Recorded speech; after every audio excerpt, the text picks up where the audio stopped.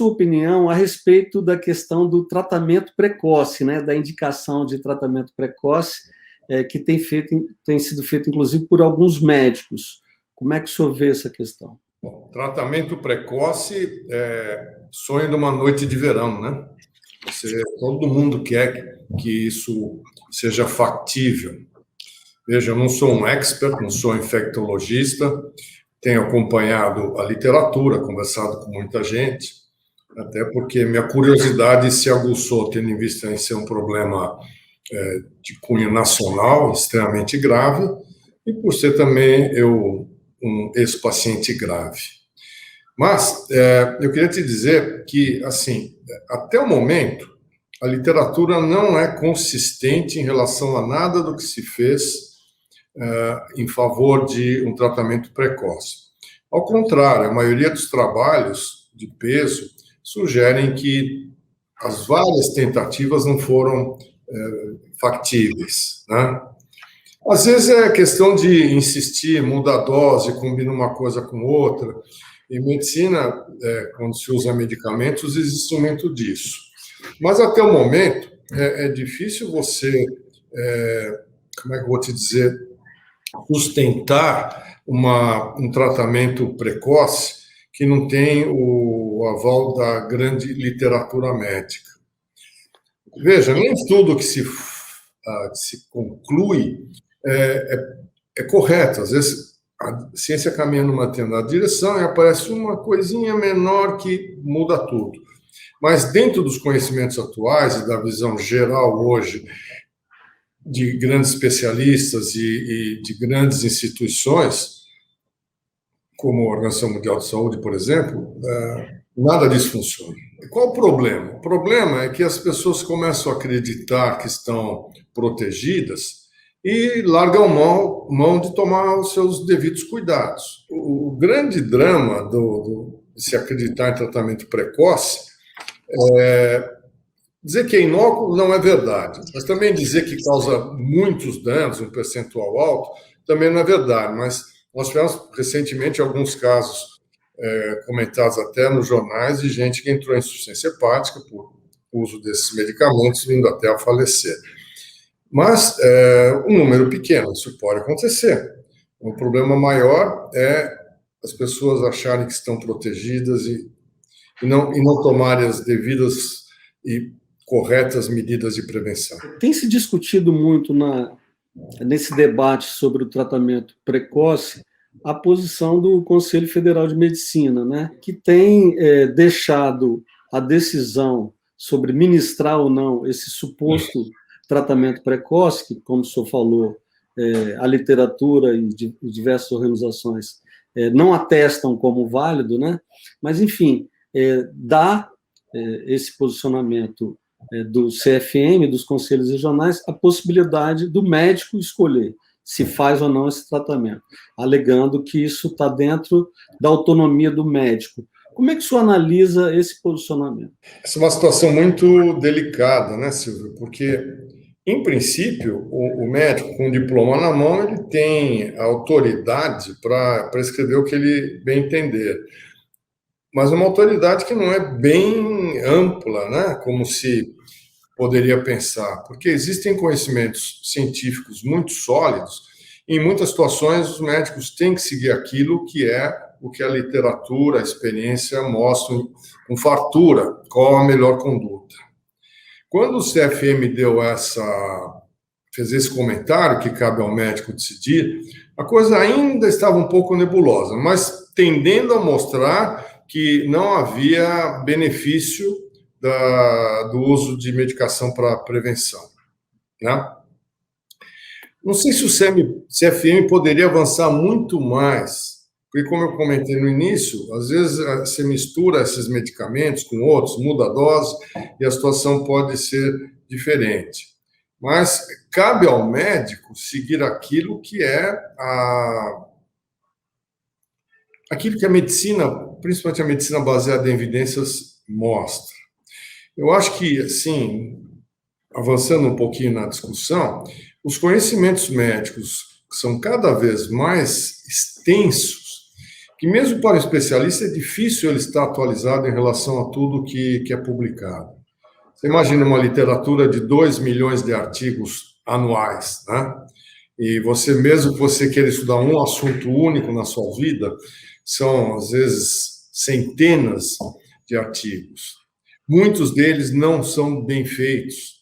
Então, existem vieses, existem situações de conflito de informação, de conflito de avaliação. Então, eu diria assim, que, de um modo geral, o médico deve seguir aquilo que a medicina baseada em evidência mostra, as sociedades médicas de especialidade devem ajudar os médicos a se balizar em relação ao que fazer. Na minha opinião, a gente tem que esperar que os especialistas se manifestem continuamente, ainda mais uma doença como essa, que se conhece muito pouco, compreende a cada dia os seus efeitos colaterais precoces, tardios, tem coisas que vão aparecer depois de um ano, né? E o tratamento da doença em si. No passado, usava-se cloroquina, depois mostrou-se que não ajuda nada. Usava-se um antibiótico, azitromicina, que se mostrou não tão eficaz quanto se pensava. Aí alguém saiu com a história, puxa, tem trombose, vamos anticoagular. Opa, isso de cara mostrou que ajudava. O processo inflamatório é intenso. Opa, isso de cara mostrou que vale a pena usar corticoide, que é um anti-inflamatório por excelência. Então, as coisas vão sendo montadas tijolo por tijolo, né? E é muito difícil. Agora, o que os médicos não podem é falar, bom, eu acho que é coisa do passado, é coisa de meados do século XX. Né? Essa era a medicina que se fazia antigamente, a opinião, e quanto mais importante na medicina fosse o indivíduo, mais o eu acho que dele pesava. Hoje não, hoje tem que usar medicina baseada em evidências. O senhor mencionou algumas vezes o fato de ter sido paciente grave, né, de Covid-19. Isso foi no começo da pandemia, né, em março, né, que o senhor foi internado, né, teve que ser entubado tudo. Como é que foi essa experiência, doutor Raul, de maneira sintética? O que foi passar por essa situação e qual o aprendizado que isso trouxe para o senhor, seja como médico, seja como paciente, né? Bom, por ter sido médico, fui muito teimoso no começo, que eu estava piorando. Primeiro, sabia muito pouco, né, de como conduzir os pacientes. Hoje, seguramente, com o terceiro, quarto dia de sintomas, eu já estaria internado e levando chumbo grosso de tratamento. Mas naquela época, que parece que faz um século inteiro, mas faz apenas um ano, o tratamento era mais limitado. E eu fiquei uma semana sofrido. Febre, cansaço, falta de ar. Depois só que eu fui internado, né? E eu estava num quadro infeccioso tão grave que eu não me lembro de nada. Tudo que eu sei do que aconteceu comigo foi minha mulher e meu filho que estavam cuidando de mim, que me contaram, né? Eu não lembro de ter ficado mal, não lembro como é que eu fui para o hospital, não lembro quando que eu fui, não sei quando eu fui entubado, não sei quando eu fui estubado a primeira vez, tenho a menor noção. Lembro de um episódio no meio da primeira intubação com a segunda, que eu não fiquei bem, precisei ser novamente intubado, né? Então, eu só fui tomar consciência do que estava acontecendo, que alguma coisa tinha me acontecido, quando eu comecei a acordar da segunda intubação. Aí você vai vendo o que aconteceu, vão te contando, né? E aí o médico, lá do médico não ajuda nada, só atrapalha, eu acho. Você tem que ser bastante paciente, você tem que aceitar o que estão te pedindo para fazer para o seu próprio bem, né? Você pode questionar, como todo cidadão tem o direito de questionar qualquer coisa que alguém na área médica fala, mas tem que se comportar como um indivíduo que não é o que entende do assunto. Pode ter um raciocínio lógico, informações médicas prévias podem ajudar, mas você não deixa de ser um paciente. Eu fui muito sortudo, porque eu tive uma situação muito grave e consegui sair inteiro. Consegui sair sem nenhuma grande sequela. Você pergunta, bom, o que isso mudou na minha vida?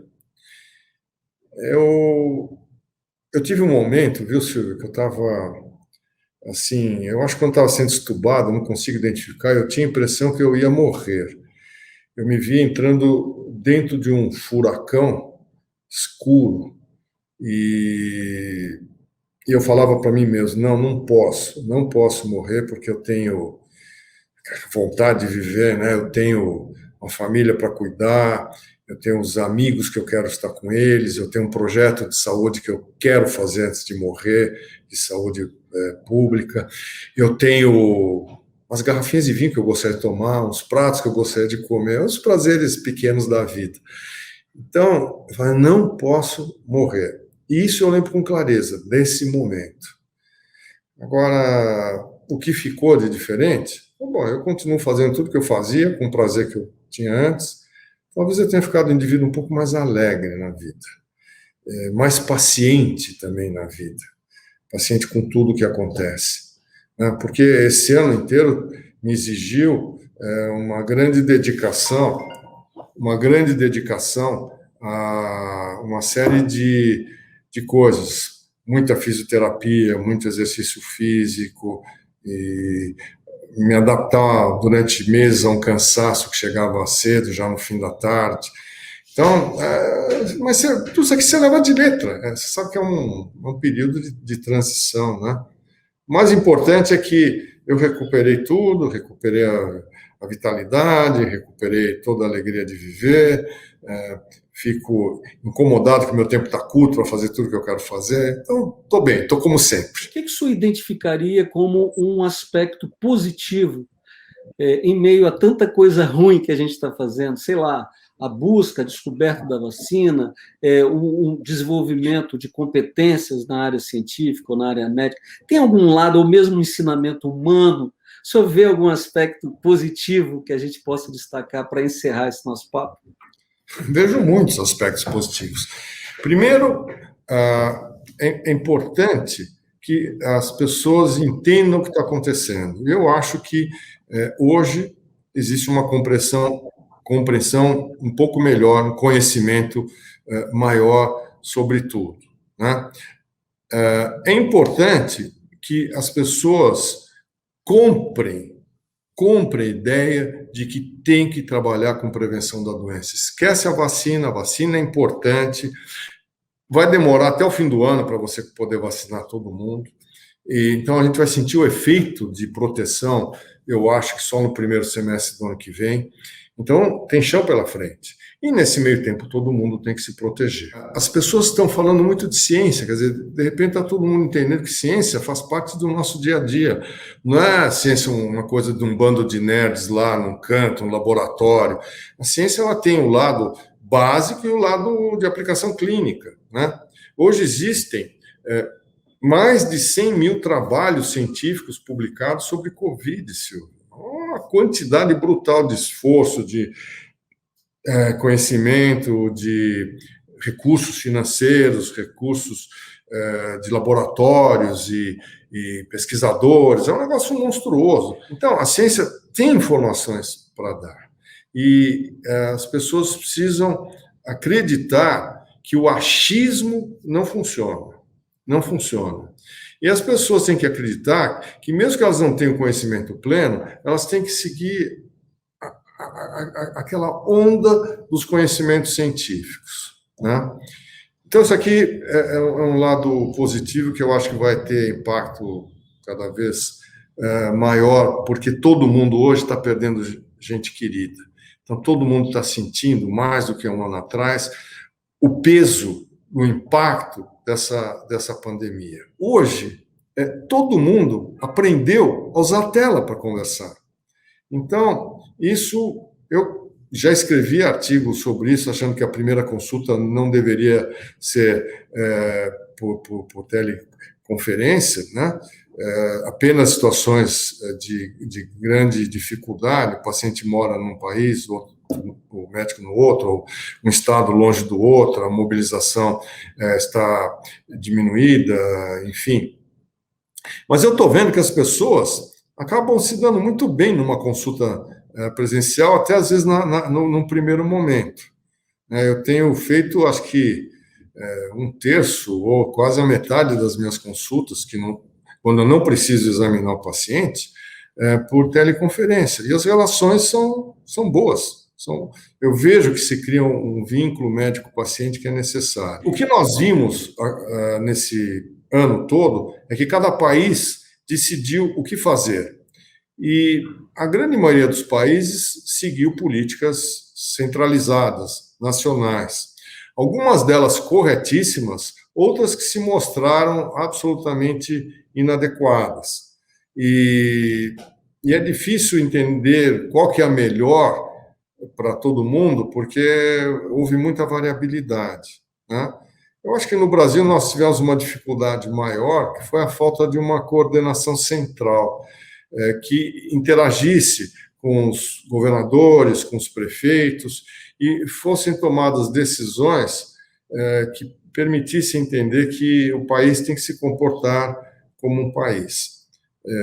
Isso, em parte, eu acho que retardou muito uma série de atitudes, dificultou a compreensão de outras atitudes, né? Mas dá a impressão que agora é capaz que o diálogo aumente em benefício da vida das pessoas.